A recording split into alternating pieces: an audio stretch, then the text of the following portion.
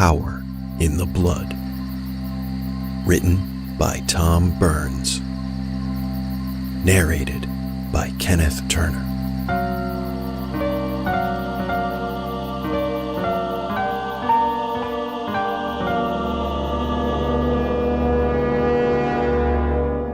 For the kingdom of God is not in word, but in power.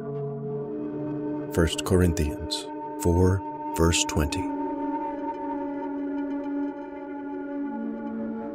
For they have shed the blood of saints and prophets, and thou hast given them blood to drink, for they are worthy.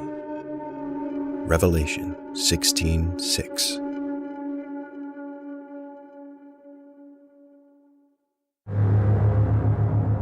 An elderly man led them through the thick underbrush of a labyrinthine forest. Fallen limbs and pine cones crunched beneath their boots as they emerged into a long-forgotten cemetery nestled in a clearing.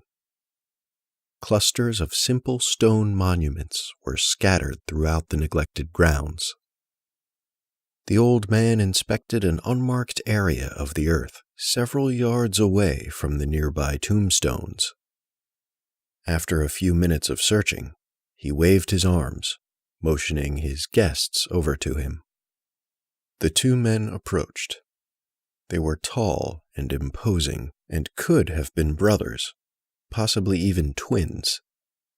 Their stark faces, severe and pale, contrasted sharply against dark overcoats and rucksacks. They exchanged glances before handing him a thick envelope. He tucked it into his heavy coat, and with a grim expression, turned and walked away, back through the tangled woods. Seizing shovels from their packs, both men began to dig.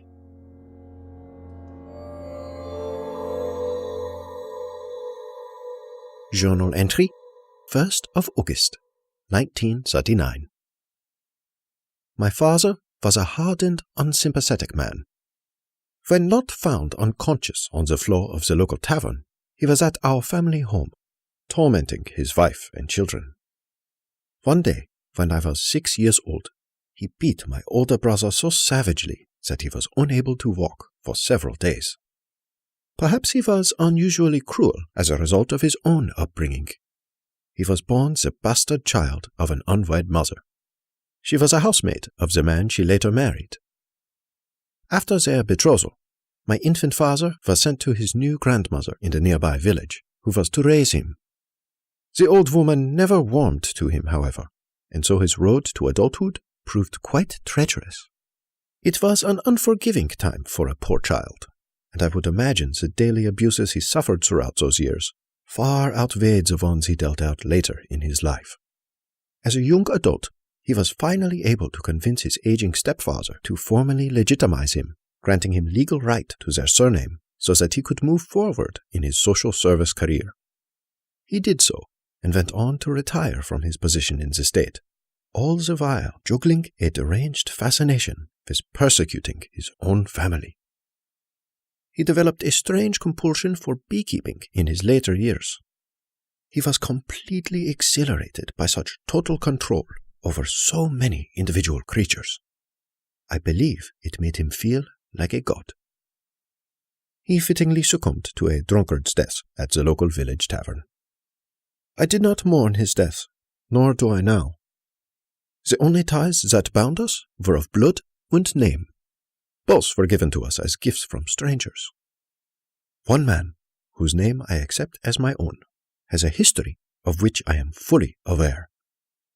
The other, the stranger whose blood flows through my veins, is the man I am currently researching. I am interested in finding out as much as possible about him.